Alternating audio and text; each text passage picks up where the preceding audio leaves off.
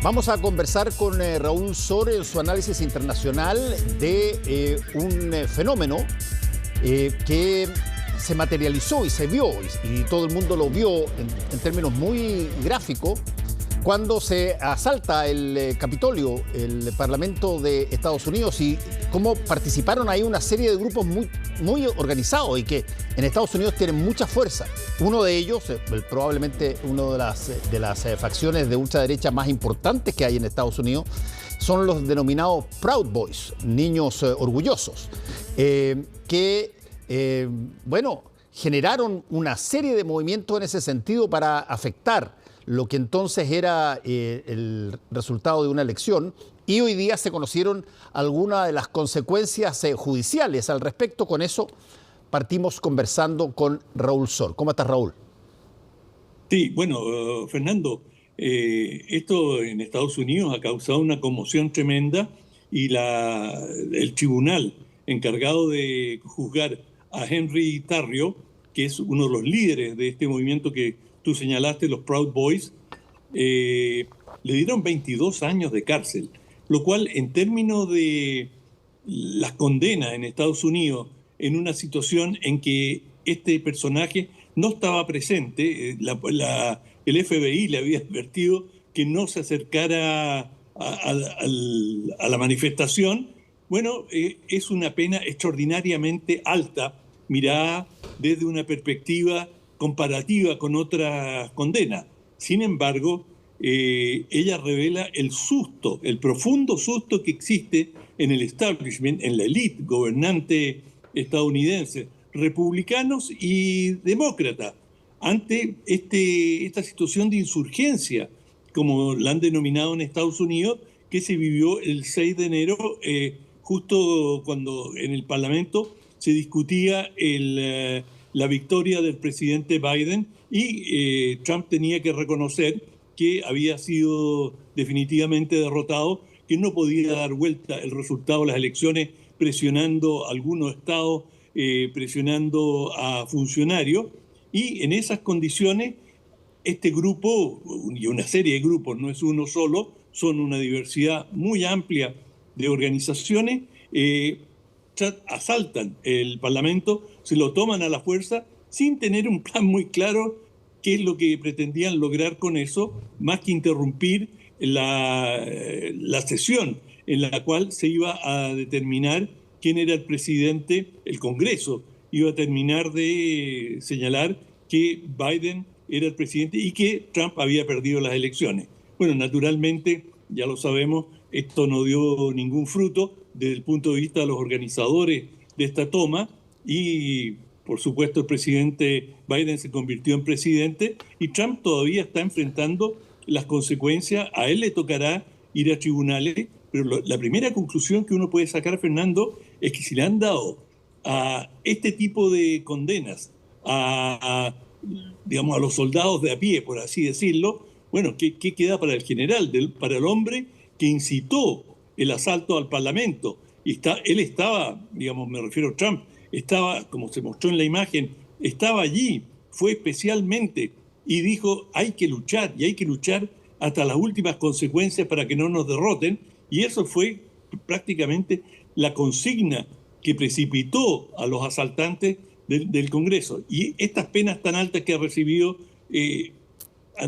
todos los principales responsables de este evento, creo que revela el temor profundo que existe en ciertos sectores políticos de la élite, del establishment, sobre la proliferación y la fuerza que han alcanzado esto que en Estados Unidos llaman las milicias. Oye, Raúl, estamos hablando de una sentencia judicial, ¿verdad? Absolutamente.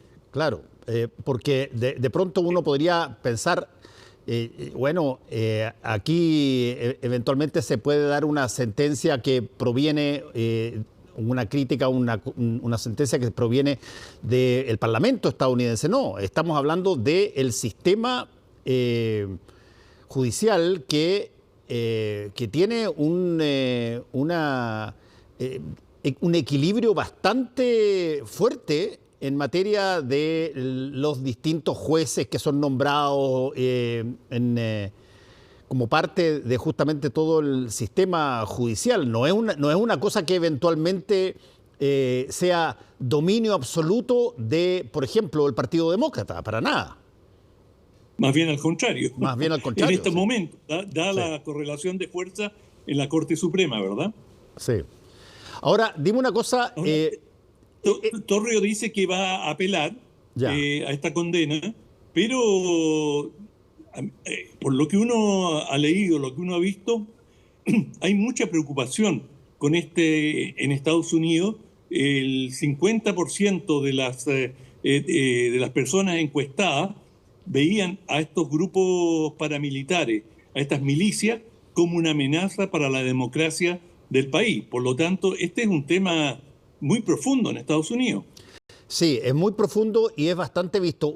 Hay ciertas cosas que probablemente muy poca gente sabe o gente que no haya estado o haya vivido allá durante algún tiempo. Uno ve, por ejemplo, imágenes de películas de Hollywood de la época del Ku Klux Klan. Te pongo un ejemplo a ti. Pero poca gente sabe que el Ku Klux Klan es una organización legítimamente establecida en Estados Unidos y que hace mitines. Yo asistí a uno porque iba a hacer un trabajo en Estados Unidos, en Texas, cuando llega el David Duke, que después terminó siendo el Grand Wizard, el jefe del Ku Klux Klan, y pidió permiso para hacer un meeting con el Ku Klux Klan y llegaron con las vestimentas, con toda la situación y con armas, por cierto, porque en Estados Unidos tú puedes portar armas y que tienen los permisos necesarios. Ese tipo de cosas que uno parece que fueran resabios de la época del viejo oeste y todo lo demás, no tienen sus expresiones modernas muy fuertes y por eso es que tú puedes tener milicias o movimientos, tanto así como en un momento dado fueron los Panteras Negras. ¿Tú te acuerdas? Que fue un movimiento guerrillero basado en básicamente en las comunidades negras en las grandes ciudades del este. Bueno, tienes un montón de grupos que responden a consideraciones que consideran que los partidos políticos e incluso la representación política de Estados Unidos no es lo que debiera hacer, sino que debiera haber una situación bien parecida a lo que pensaban en la época previa a la guerra civil, que era, perdona, los negros y los inmigrantes se van por un lado o se salen del país y nosotros, este es un país nuestro. Y esa situación pasa y se ve en los pueblos, y hay reuniones y hay todo tipo de cosas. No es una situación así que ¡guau!, estalla como si fuera sorpresivo. No, en absoluto. Y esto es un fenómeno que ha venido creciendo especialmente desde los años 90 del siglo pasado, por cierto. Y ahí uno de los primeros incidentes con una secta, digamos, y en este caso sí era una secta, fue en Waco, y donde hubo una resistencia armada al FBI y a otros organismos estatales que quisieron allanar el lugar. Y desde entonces, digamos, especialmente en Montana, en Michigan, han ido creciendo estas milicias que son una mezcla muy amplia de individuos que creen en teorías conspirativas, de que hay un plan secreto para controlar Estados Unidos, que hay un plan para el gran reemplazo, que es básicamente la teoría de sectores de clase media blanca que temen que, es decir, desde el embate de las feministas o de los inmigrantes, los van a desplazar. Y en fin, y que de alguna manera Trump, aunque no se identificó directamente con ellos, sí les dio bastante espacio de maniobra y proliferaron mucho durante el gobierno de Trump. Y probablemente por eso también salieron a defender lo que ellos consideraban era la victoria electoral de Trump. Por lo tanto, este fenómeno ha causado mucha inquietud, y la inquietud creo que se manifiesta en la dureza de las condenas, es decir, de ponerle coto y decir también el Poder Judicial. Aquí, digamos, hay una autoridad y no vamos a permitir que este tipo de grupo prolifere. Yo te voy a decir que tiene un leve digamos, uno puede, no una analogía, porque son situaciones totalmente distintas, pero uno piensa lo que fue en el auge del nazismo, digamos, Hitler era un personaje bastante irrelevante inicialmente, y fue a través de sus grupos de choque, de la SA en primer lugar, y después de la SS, fueron ganando una gravitación creciente. Y por ejemplo, si tú tienes una coyuntura, estoy hablando de algo totalmente hipotético, y es una coyuntura en que las próximas elecciones, el próximo año, Trump otra vez queda en una situación en que se puede argumentar de que ganó, y bueno, estos grupos salen a las calles, hay preocupación por el nivel de infiltración o de penetración que han logrado en servicios de inteligencia, no tanto en el ejército, donde hay bastante vigilancia sobre estos temas, pero por ejemplo en la Guardia Nacional, que en Estados Unidos es una organización semivoluntaria en que participan personas que lo desean y tienen un servicio alternante, a veces, digamos, tienen que cumplir con ciertos periodos del año, y hay gente que está muy integrada en su comunidad. Entonces, por ejemplo, allí se han detectado elementos extremistas y que, digamos, calza muy bien con la fascinación que estos elementos, me refiero a las milicias, tienen con las armas de fuego. Sí. Uno de los puntos de encuentro más importantes son las ferias de armamento, y allí tienden a convergen y se reúnen y discuten. En fin, hay todo un submundo muy importante. Sí, algún día vamos a conversar, Raúl, cuando se dé la ocasión, de un país que tiene, probablemente es de los países que tienen los contrastes más fuertes que tú te puedas imaginar. Yo desconozco que haya un país que sea, por ejemplo, más, yo te diría, dadivoso en términos de ayuda ciudadana a fundaciones, a otro tipo de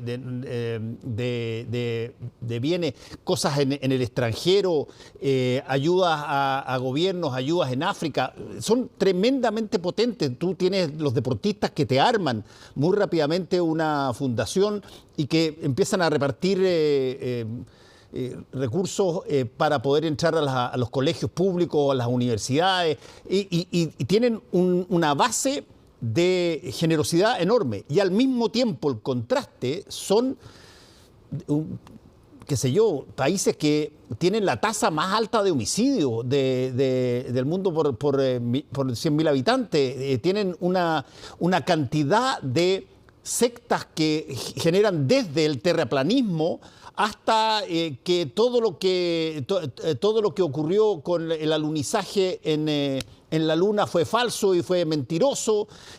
Hay toda tienen unos contrastes tan brutales que es bien interesante seguirle un poco la línea para poder entender un poco cómo funciona Estados Unidos.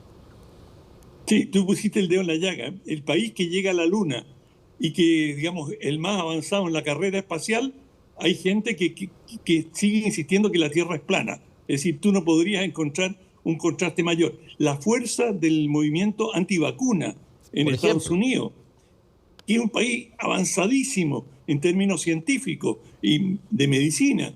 Es decir, es el país más avanzado. De manera que sí, tienes toda la razón. Los contrastes son brutales. Bueno, vamos a seguir atentos a toda esta situación porque es fascinante, la verdad, cómo se mueven a veces países que uno no conoce tanto, pero que son tan relevantes para la vida hoy día del planeta. Estados Unidos, por Dios, es probablemente el más relevante de todos. Absolutamente. Es la potencia. Bueno, muchas gracias, Raúl. Que te vaya bien. Igual, chao. Hacemos una pausa y volvemos con el Ojo con.